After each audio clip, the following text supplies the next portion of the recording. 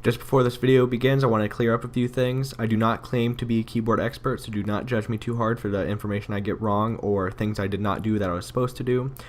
This keyboard has a lot of sentimental value to me, so if I didn't do something I should have done, it's probably because I didn't want to damage the keyboard and I didn't feel like I was well knowledged enough to do that.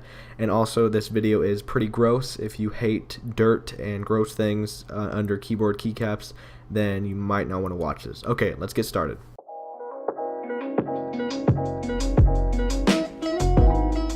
Why, hello, it's Pixel Weekly, and this time I have my old IBM. This was on a old 2001 IBM Net Vista. It was an all-in-one PC that I think we won in a competition, my family did. And I've been using it because I like this better than my wireless keyboard because I'm using it for more gaming and this is a lot more reliable. I also just like the way it feels and how it's propped up. It's a lot more comfortable, and I like the the sound. I wanted to show you because this has never been cleaned since 2001. So these are all, like, from all the dogs we've had, from all the things we've eaten around the keyboard, this is all here. So I just wanted to do a quick little keycap taking off. I'm not going to take off too many keys. I just want to get the majority of the letters off, basically. I don't think I'll take off the space or enter, things like that. I just want to clean this out and have it not so disgusting. I'll even clean the keycaps off, but I just like having a clean keyboard to work with. So I'll just kind of show you guys how dirty it is, and I'll take a few caps off on camera, then I'll take the rest off by myself. So let's just go ahead and start. I've heard that using a credit card is the way to go, but I can obviously see that that's not. So I'm going to do the much more destructive and dangerous way of using just a blunt edge of a knife. And these are actually pretty tough to get off. A lot tougher than I thought. I know a whole bunch of people are screaming right now because of how I'm taking these keys off, and I apologize, but I trust that this keyboard won't break into too many pieces.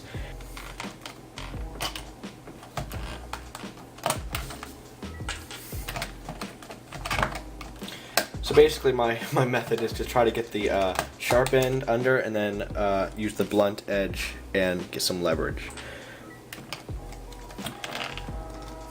Just like that. So as you can already start to see, it is absolutely disgusting under these keycaps. So yeah, this keyboard is what, 16 years old now. So in the 16 years we've had it just lying around. Around 10 years of use, I think. It's had around 10 years of use. Maybe, yeah, I think actually around 10 years of use. And it has never, ever been cleaned. That's just one row off. You can already see how much gunk and hair. It's disgusting. Like, look at all that dust over here. So I think I'm going to turn off the camera and get the rest of these keycaps off, and I'll come back later. Okay, so I've gotten most of the letters off. I'm not quite done yet. I'll do a few more, but I'm just going to say that I don't usually eat around my setup, and I've only been using this for maybe 2 days here, so none of this is me. I think that's a Dorito, like part of a Dorito or something. Anyway, it is just extremely disgusting under here. And this is why you need to clean your keyboards, especially if they have removable keycaps like these do. If you have like some kind of new keyboard with, unremovable keycaps, there's not much you can do other than maybe spray it with some canned air. But with this, I'm going to probably give it an actual thorough cleaning. And might even, the keycaps themselves, I'll try to use like a letter E or something if I can find it. Here's a letter T. They are themselves disgusting, and that one's actually one of the better ones. They're just absolutely horrible, and you can even see it from just looking like at this 6 here. You can even see all that gunk under there. So I'm gonna go ahead and take the rest of these keycaps off. I'm gonna go ahead and I don't have any canned air on me, so I'm probably just going to manually wipe it out. And I'll put all the keycaps back on, and I'll be right back. Okay everyone, I'm back, and here's the beautiful keyboard with all of the keys off that I'm going to take off. I don't want to take these off because I'm not really experienced enough with keyboards, I know there's like a little metal bar you have to deal with. I just don't trust myself. I could look it up, but I can't really because I don't have a keyboard to look it up with. So I'm just going to leave those alone. I'm not going to try to clean around them. And basically, I don't have any canned air or anything, so I'm just going to use some Q-tips with some isopropyl alcohol and try to get some of the gunk and stuff out. And I might shoot a little time lapse of that or something. So enjoy. Okay, here we go.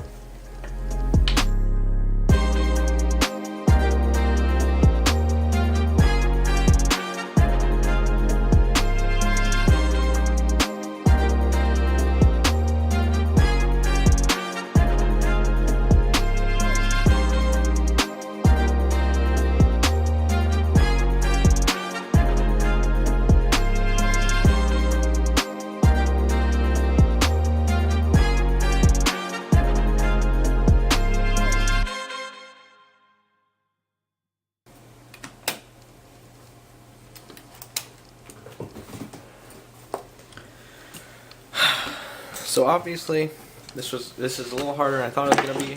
Ooh, my charger just fell, but this is a little harder than I thought it was gonna be. I'm gonna go ahead and bring out the big guns, and by the big guns I mean just more Q-tips with some cleaning wipes, and the isopropyl alcohol didn't do too much, and it looks a heck of a lot better than it did before, but it is still very dirty. I'd say this almost looks like a year-old keyboard. It went from 16 years old to a year-old, and it's still very dirty, and I'm going to go ahead and continue with a little time lapse. So, yeah. See you in a sec. Okay, I'm back. I have some cleaning wipes this time, and more Q-tips. I'm going to go ahead and get started, and I'll start the time lapse again. Oh, and I have a little... I'm going to try to see if this works.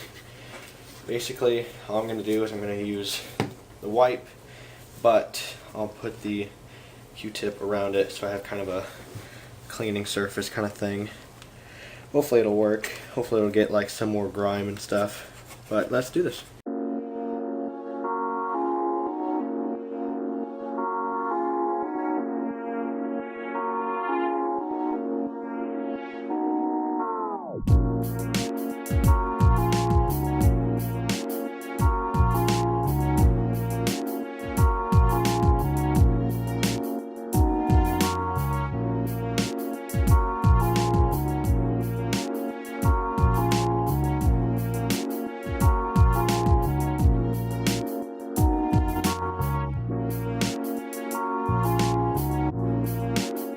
Secret weapon, just some long toothpicks. Should be able to get some of the really tough stuff. Oh yeah, very easily, just like that. And that's what I'm having the most trouble with this thing. I think the keyboard is just almost getting to as clean as I'm going to get it, but I do want to go as long as I can because it still is a bit dirty, and I think it will be forever because it, after all, it is 16 years old. But I want to get it to look at least partly new again. And okay, let's continue with the time lapse.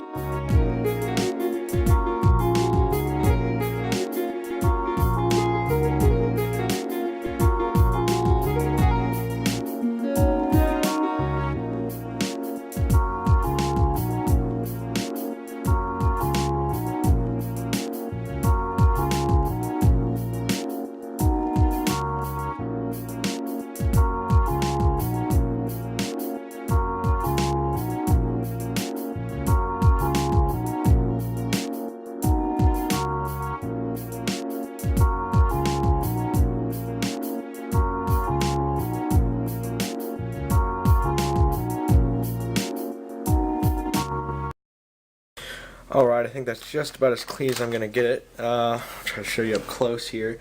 There's still some gunk in there, but I have not been able to get it. I will keep trying though in the future, but for now it looks a lot better than it did before. I will now clean up the keycaps with just some disinfectant wipes. And I think I might get the body of the keyboard a little bit, and then I'll put all the keycaps back together, and I'll show you guys. So, see you soon. Okay, I've cleaned all the keys up, now it's just time to put them on.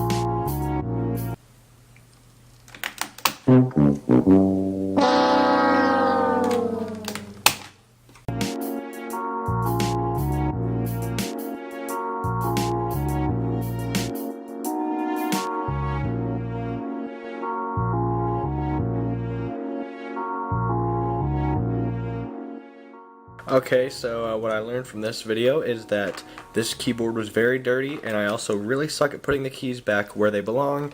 Let's just pretend that whole 5 thing never happened. And I think it looks a lot better. Of course, it's wet right now because I cleaned up the body a little bit, but I'll wait until it dries, and I think I have a much cleaner, much better keyboard. This thing has been running for around 16 years, and I don't want to stop it from performing as well as it possibly can. So thank you for watching this silly little video. Thank you for enduring all the time lapses. I hope you enjoyed this little keyboard cleaning, and I will enjoy editing and just typing on it a lot more now I don't see that disgusting thing on the 6 and everything on it. Thanks again for watching, and this isn't my normal kind of video. I usually do reviews and some live streams and some other techie stuff. This was just kind of a little, I thought it was very interesting what it was like on the inside of this computer, and I hope you did too. So I'll talk to you guys later, and bye.